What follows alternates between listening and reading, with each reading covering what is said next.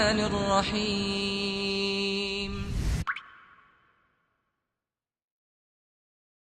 أعوذ بالله من الشيطان الرجيم بسم الله الرحمن الرحيم الحمد لله رب العالمين والصلاة والسلام على رسول الله صلى الله عليه وسلم.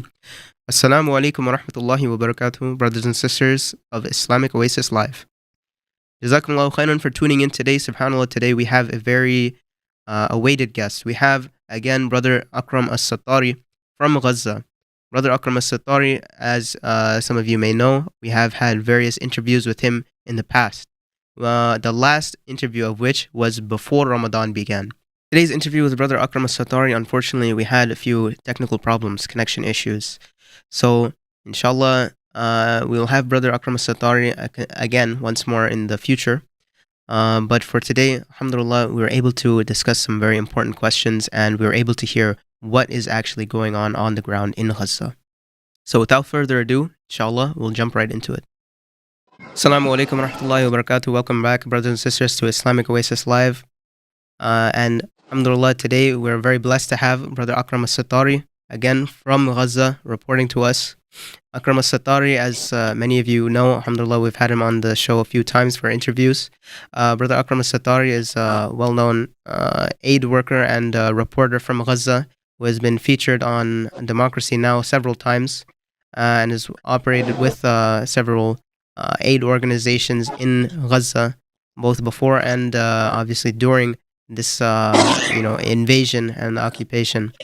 Alhamdulillah, Akram Satarri is one of our key leaders in the projects that are going on in Gaza since October and onward. Even throughout Ramadan, many of the videos and the projects that you've been seeing, alhamdulillah, the brothers have been pouring their time day in and day out. Alhamdulillah, thanks to your supports, by the will of Allah subhanahu wa ta'ala, these vital projects, these vital aid initiatives have been reaching to the people. So with that being said, Assalamu alaikum, Brother Akram Satarri. Alhamdulillah, it's a real relief and blessing to be sitting with you here today and to see you. SubhanAllah, how are you doing, Brother Akram Satarri?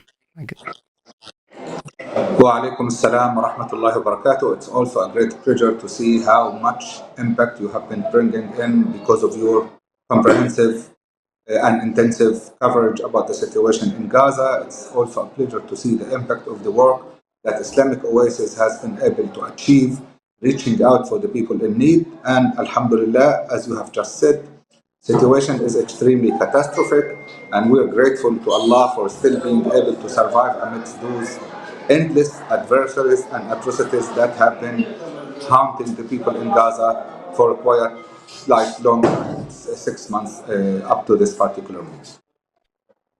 Okay, so inshallah, Brother Akram Satarri, how are you and your family faring from the last time that we talked? I believe that you were in Khan Yunis, but now currently you were saying that you were in Rafah.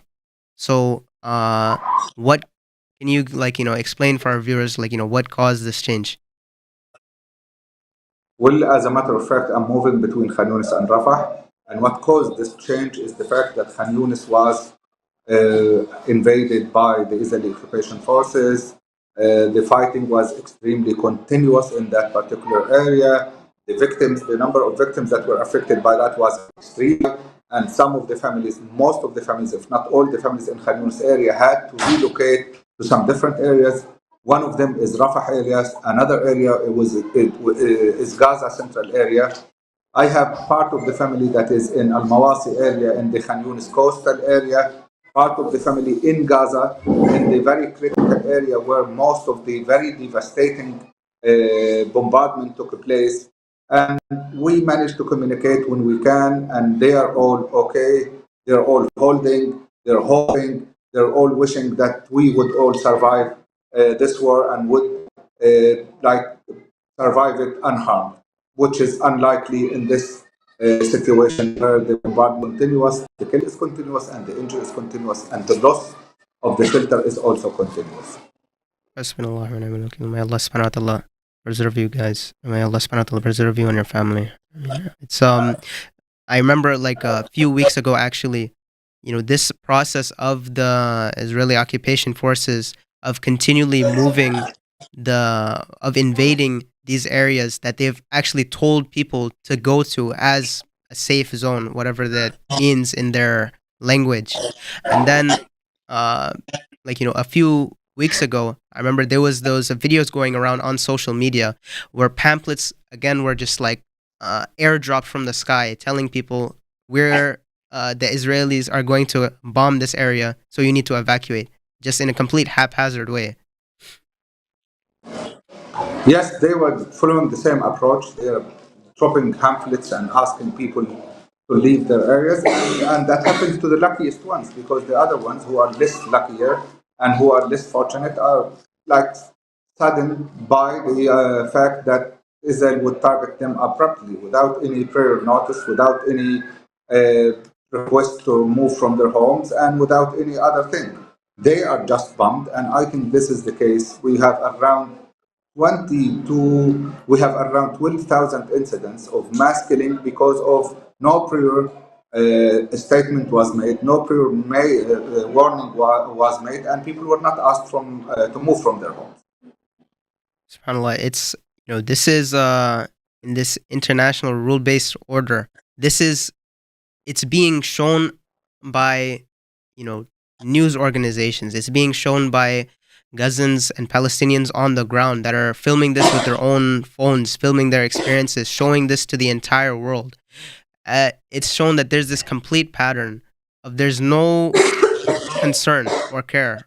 It's complete like savagery, the way that people have been killed, as well as like in the past few weeks as well, we've been seeing this very horrifying videos of people walking with a bag of flour or aid, and then all of a sudden, the occupation forces just executes these people. Akram Satarri, brother, can you explain like a little bit about this as well? How common is this? That's very common. Al Jazeera have just released a video that is extremely disturbing. People on the roof, on the roof of one of the houses that were fixing, I think, the solar panels, around 5 or 6 people, and they were killed abruptly, just without any warning. They were in the torn apart into pieces on top of that building. We saw also some other videos of people like trying to go to their homes, trying to what they were targeted. We saw who were grabbing the wheat flour in the hope that they can provide something for their families and for their children, and they ended up being also injured. And though all of that was documented and was filmed by the people who were, some of them were not lucky enough to live enough to see the videos that they recorded themselves. Some of them were, and while they were filming the situation. This is a recurrent practice. People who are at the very great risk, who are affected by that, were also reporting, the ones who were injured were also reporting about how horrific that situation was. So that continues to happen, and this is a commonplace and a common practice when it comes to the people. It comes also to the Israeli occupation, treating the people of Palestine in Gaza. SubhanAllah. Hasbunallah wa ni'mal wakeel. It's so Brother Akram Satar, can you talk about how the situation inside of Gaza has developed since the last time that we spoke? In the last month or so, more devastation has taken place. Hospitals were targeted. More people were killed. Less humanitarian aid was allowed into Gaza. Less opportunities for access and protection are also witnessed in Gaza. More houses were destroyed. More facilities were destroyed, and the destruction is even more widespread than ever. People were exposed because of the fact that even the humanitarian aid that was allowed into Gaza is not sufficient. And is in a very catastrophic way. Some of the international figures and some of the EU figures also, and American figures also, of the UN, that whatever allowed is below the minimum, and that is not sufficient for the consumption. Around 1 million Gazans have been of malnutrition, some signs of upper respiratory system disorders, and also some digestive problems. So the situation is catastrophic, unfolding very catastrophic because of the fact that there is no infrastructure destroyed. Sewage systems were destroyed. Sewage transportations were destroyed, clinics were destroyed, hospitals were destroyed, water purification plants were destroyed. Everything that has to do with leading a normal life has already been destroyed in Gaza. What is remaining is the minimum, and that minimum, they around 7 million. So how can that be possible? Not allow further deterioration. SubhanAllah, it's, and the type of aid that was coming in to begin with is very. I mean, the population of Gaza in general is 2 million. No, and the aid that was coming in, the quantity, it was very low. Like it could never. It's like it was never meant to fully help the people that were actually there, as well as like the aid packages that you're saying, the ones that I think were airdropped. Many of these were just completely expired foods or foods that are it's like inedible things, and the way that it was brought in to begin with, many of them were dropped into like areas which was like in the ocean, in the sea, stuff like that. By the time people go to reach it, and people will go to reach it because the situation is this dire, people will try to retrieve it from the sea, but it's already like destroyed. Yeah, some of the people who were trying to grab some of the humanitarian aid that was airdropped were also filmed while being killed by the Israeli occupation army. So Uh, it feeds into the case of chaos into the Palestinian territories, and it also serves some specific hidden agenda by the Israeli occupation. They want chaos in the area, and when you are airdropping things, some of them are falling into the ocean, and people were just mocking that, saying that it is now the fish is very grateful for the meals that were sent. It looks like they were feeding the fish rather than feeding the people who are hungry and trying to secure anything whatsoever for themselves and for their families. So the chaotic structure of those airdrops, is not helping the people of Gaza and is providing a food that is even inappropriate when it comes to quality of the food and the habits of the food consumption in the Gaza Strip. So they're leaving the structured way of allowing the humanitarian aid through the Rafah crossing and allowing that even through Kerem Shalom, and they're resorting to a way that is much more complicated and much less effective when it comes to addressing the hunger problem that has been exacerbating in the Gaza Strip. uh, Actually, about that, brother Akram, can you discuss the where things have reached on the ground in this blockade and the sanctions? How are people surviving, especially during the month of Ramadan? I mean, there are different ulama that were even saying that. I mean, come on, the situation has gotten to this level. The fasting is completely, it's lifted. It's not an obligation for people of Gaza. If I remember, some were saying this. I mean, can you explain Yeah. on this? With that being said, the people of Gaza have already been observing fasting and observing the holy month of Ramadan. Even the ones who had some decorations from Ramadan last year were just taking out those decorations and decorating their tents. Ramadan for the people of Gaza is still the holiest month during which they want to manifest and demonstrate their obedience to Allah Azza wa Jal, and they want to keep they want to keep fasting, even if that means they have nothing and they have continuous Subhanallah. fasting. They don't have much food that they can eat. Some of them that I was in touch with in the Gaza North are eating the grass. Some of them were sorting out and cleaning the animal feed and trying to make a meal out of it, to make a bread out of it, to try to take anything that would help them survive. Some of the people died because of that situation. Around 34, 35 adults and children died in the Gaza North because of the malnutrition, severe malnutrition they have been suffering of. But that all, and even the unfolding catastrophe, has never prevented them from observing the rituals and from observing the fasting and from willingness to get Allah's satisfaction by this. So even with the very critical situation, with the lack to food, with the lack to access to decent water supplies, with the lack to access to basic services, including the sewage services and all of those services, that did not stop the Palestinians from observing the rituals of the holy month of Ramadan, even if that means they could go on fasting for 2 or 3 days because they didn't have food whatsoever and they don't have water. People at the Shifa hospital who were besieged for around 14 days ended up drinking normal saline for the sake of just surviving the critical situation and breaking their fasting. That's the IV drip, right? Yeah.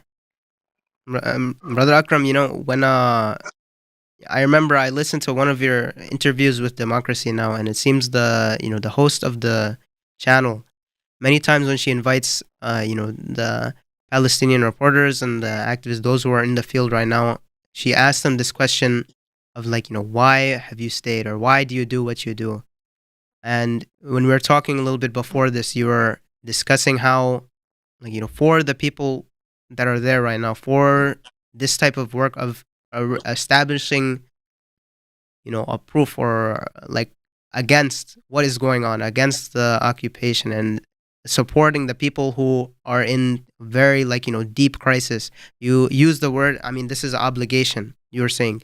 So can you speak to that, that idea of obligation Yes. as well, for the people who are, for the people who are fasting as well? They view it as still an obligation, even though this is the situation that they're in. The people who have sacrificed from their own safety and the safety of their loved ones, they're continuing to help their people as much as they can, the brothers and sisters in Islam as well. Can you speak about this as well, your perspective? Yes. To start with, this is the religious, professional, and moral obligation toward my community and towards myself as well. My mother is now around 80 years old. She was displaced in 1947, in the 1948, the year of the Nakba. And we have been listening to the stories of the Nakba and how people were moving and how they were humiliated, leaving their lands and their homes. And by that, there was some significant proportion of the Palestinian population living in the what we call surrounding countries, neighboring countries like in Jordan, in Syria, and in Lebanon. So we don't want to see one more Nakba in Gaza. We are not ready to accept that Nakba. So what we need to do is to stay on this soil and to continue consider that we are part of the fight, whether we liked it or we didn't like it. The Israeli occupation made us part of this struggle, part of this fight, and we have the obligation towards our dear ones and towards ourselves to stay on this land and to clutch to the freedom on this land. We have no other option. Now, how can I be when I leave Gaza while my mother is still in Gaza? How can I be happy to leave when my niece and nieces are still in Gaza, brothers and sisters are still in Gaza? No way that we can accept that. No way that we can leave Gaza. No way that we can escape thinking that we are escaping death. Escaping death cannot help us. Even if you are destined to die, you will die in Gaza, in the USA, in Egypt, in Jordan, or wherever you move. So we understand that everything is written, and we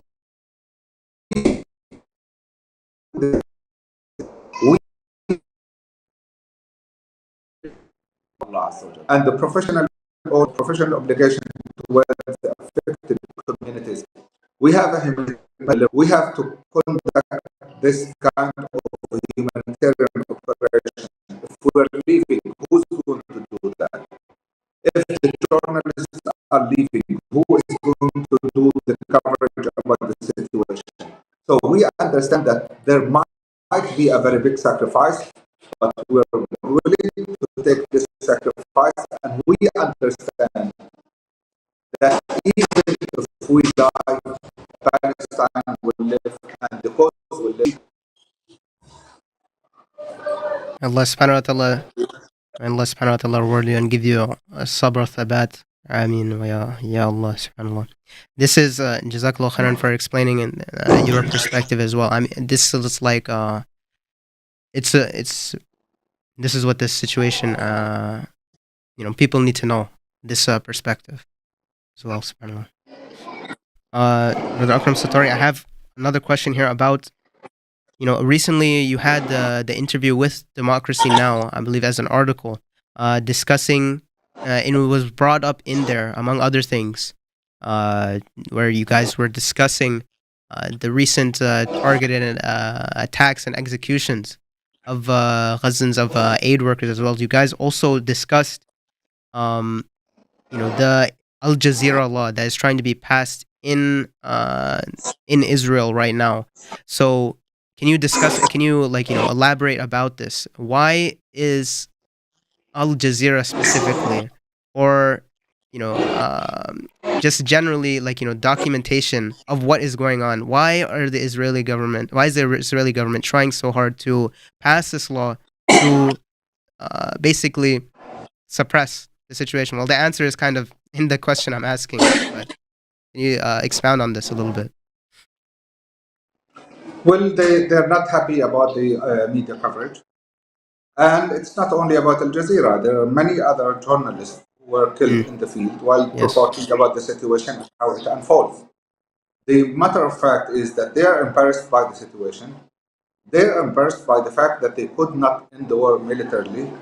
They are embarrassed by the fact that some of the footage that has been released is, number one, indicting them, providing an evidence of some of the things that were committed that could mount to a war crime. Some of the footage that was reported by Al Jazeera was used before the ICJ, International Court of Justice, and made by that ICJ of stopping Israel from continuing whatever they are doing in the Gaza Strip. So that has not stopped them, but that has greatly embarrassed them locally and internationally. Hence, Al Jazeera from reporting. So, it's another thing. They want to ban or to suppress the documentation, the reporting of what all these war crimes, all these horrific things that are going inside Gaza right now. But what's very disturbing, is they themselves will report about their war crimes that they're doing on their own platforms as well, which makes them look even. It shows just how unhinged this regime is. I mean, take for example Al Shifa Hospital, which became Shaheed. It became they reduced it to the rubble, and then the Israeli social media platforms, they're openly saying, yes, we're celebrating the destruction of this hospital. I mean, they're openly saying many of the crimes that they're doing. Yes, exactly. They're happy about what they are doing. They're proud. Even that is now that is being collected, analyzed, to I think by that they are embarrassing themselves. No victory, no pride taken in. Unfortunately, from that point onward, the connection was very poor.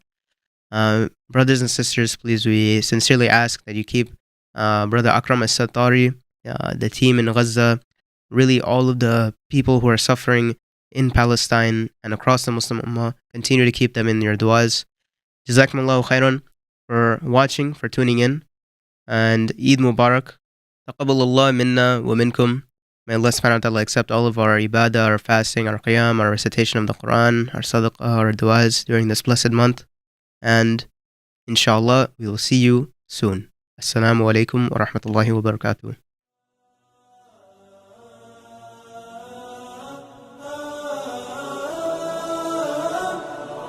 لا لن يطول الظلام ديننا لن يضام نحن جيل الهمام نحن فينا عمر لا لا لا لن يطول الظلام ديننا لن يضام نحن جيل الهمام نحن فينا عمر صبح بدا نور ظهر نجم وشمس وقمر ألقى على الدنيا الدرر هذا عمر هذا عمر كل البرايا تنتظر أيامه البيض الغرر كي تستفيد من العبر هذا عمر هذا عمر لا لن تدوم الجراح بل سيأتي الصباح نحن أهل الكفاح نحن فينا عمر لا لا لن تدوم الجراح بل سيأتي الصباح